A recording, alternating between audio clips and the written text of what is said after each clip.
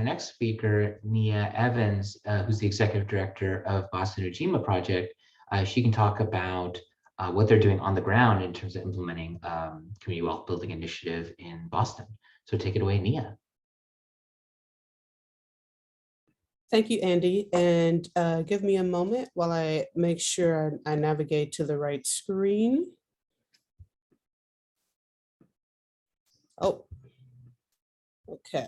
Didn't work the first time. Let me try again.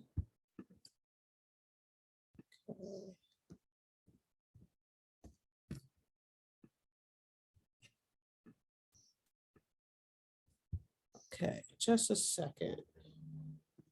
I think I know what I have to do. Okay, I'm going to exit out of the full screen here, and maybe this will work now. Got it. Okay, great. And just want to get us into present or slideshow mode. Okay, here we are. So thank you very much. I'm Nia Evans. I use she, her pronouns. I'm with Boston Ujima Project. And I'm actually just going to just give an overview of who we are and how we operate.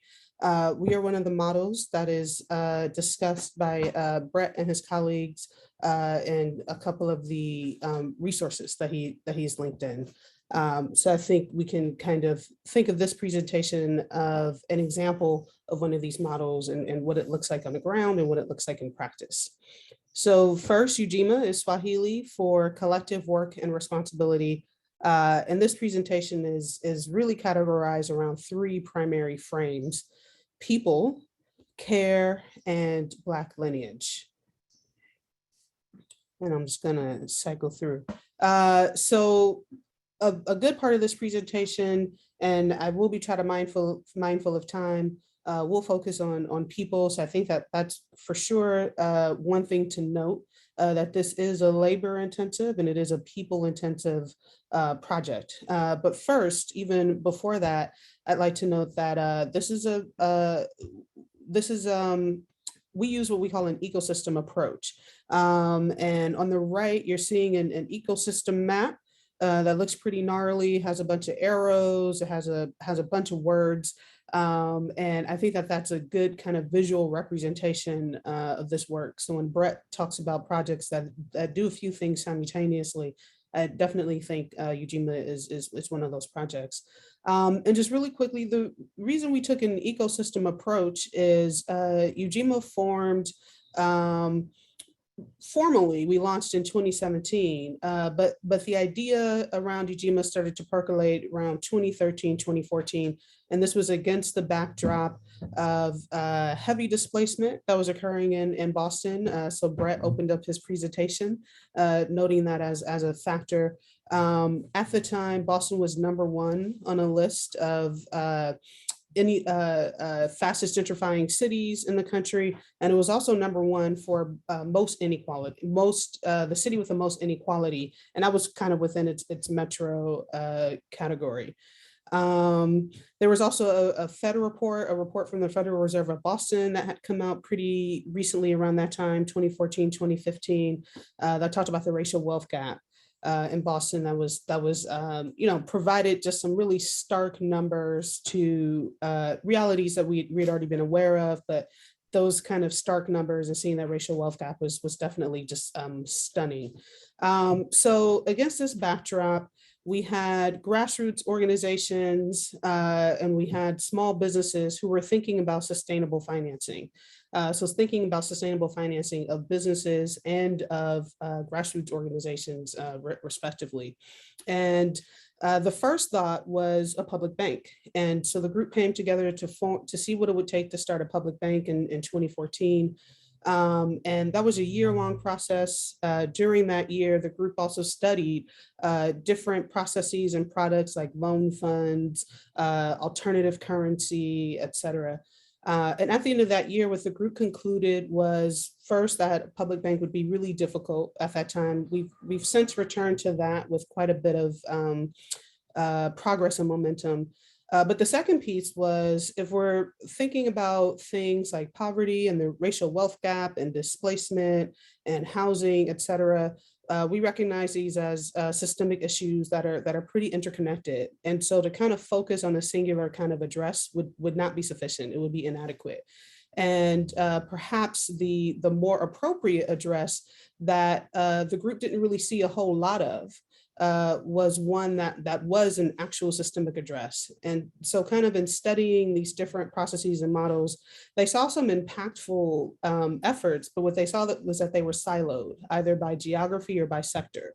So, I think one of the questions that Ujima is answering or attempting to answer in action is if we essentially get more impact when we're combining different models or different initiatives all in one place. So when we're removing geographical silos when it comes to efforts and when we're moving sectoral silos. And so that's our ecosystem approach. It's one that we are sure to communicate along with the Ujima Fund, which is something that I'll talk about a little later. On this side, you'll see the pieces of our ecosystem, and in the middle, it says General Assembly, and that's our membership body. So Ujima is a member-based organization, and that goes back to people being one of the kind of primary frames that categorizes our work. On the left side, we pull out a couple of other elements, neighborhood assemblies, which are essentially community gatherings. These are modeled after Cooperation Jackson, if anyone is familiar with that organization, that uses an assembly process, community meetings to really kind of uplift community voice and to have community voice directly determine essentially the actions that they will take. And it's through our neighborhood assemblies that we decide who the investment candidates are for the fund and who we'll reach out to. We also pull out the Good Business Alliance and our anchor institution strategy, which is working with hospitals, universities, and local government to do business with the businesses that we invest in. So first, really important thing, Ujima takes an ecosystem approach, and we think that is very important. So I mentioned we have a membership body. I can maybe talk about that a little bit later, but for sure, just want to be mindful of time. In addition to our membership body, and we have two kind of broad tiers of people, Boston residents, people who live in Boston proper, and then supporters of Ujima who live outside of Boston. We also have a community standards committee. This is an elected body from our membership, and we have an investment committee, and this is an appointed body that's appointed by a fund management team.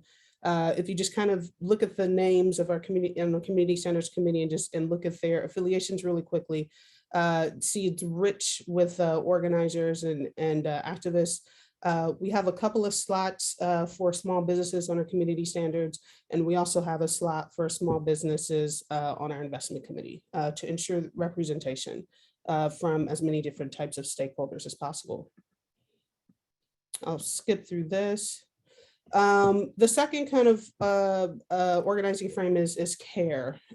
So, again, for us, it's really important to kind of highlight, I guess I would say some of the ideological, philosophical underpinnings of our work. And so something we think about at Ujima quite a bit is care.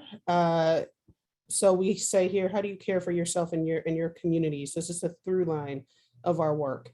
And just really quickly, I'll just give you a couple of seconds to look at workplace culture. So this is how care shows up for on our team. We definitely want what's happening internally to match what we are espousing externally.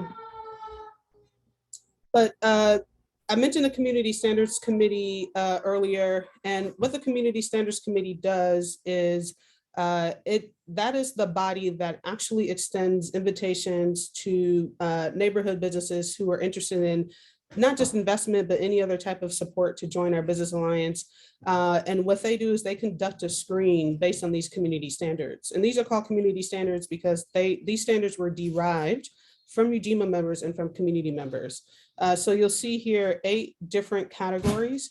And we engaged in a 4-month process in April 2018 where we asked Ujima members and we asked community members, for each category, what do you think are the minimum non-negotiable standards that any business of any tenure, any age, and any sector should be able to meet?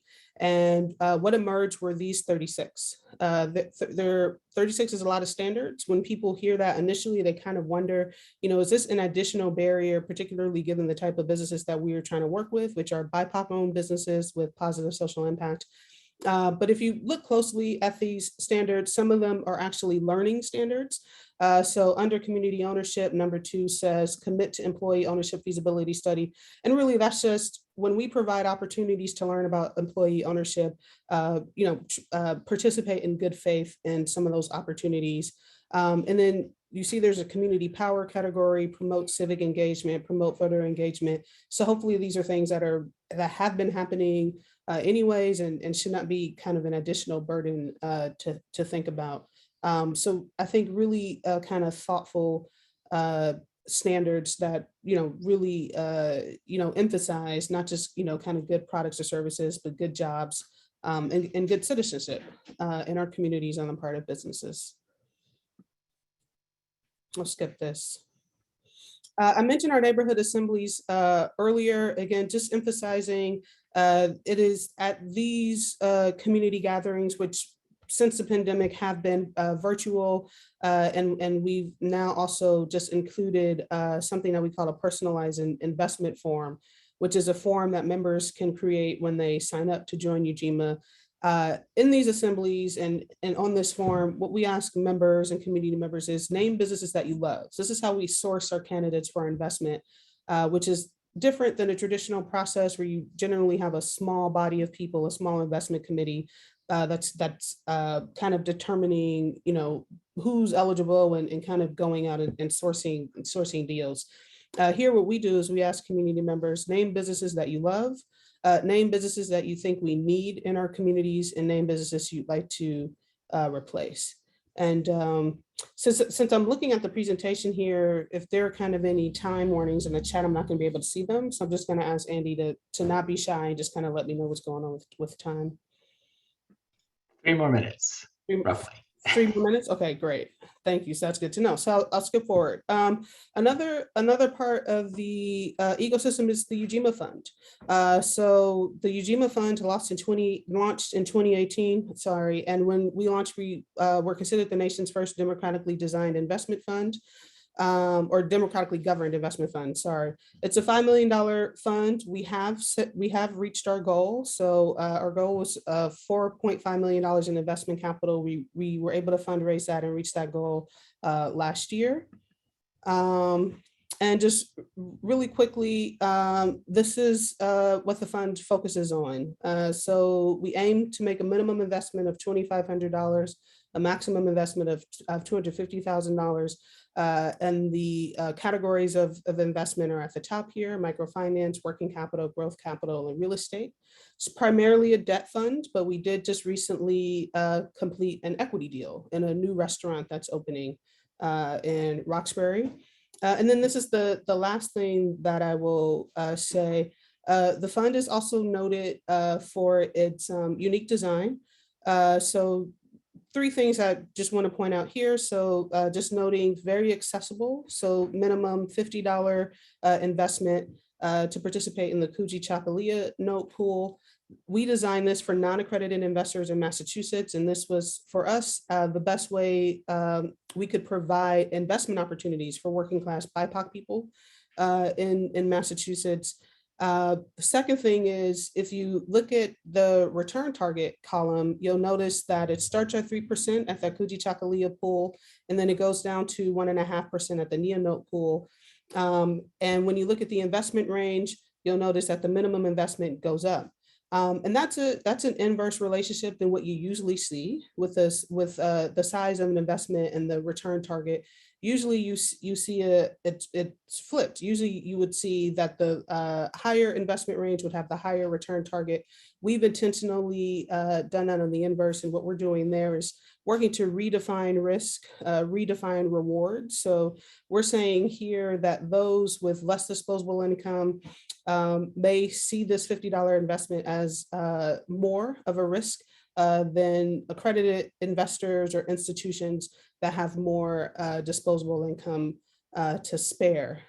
For us, this is an example of reparations in action, and it's a small way of us just demonstrating redistribution.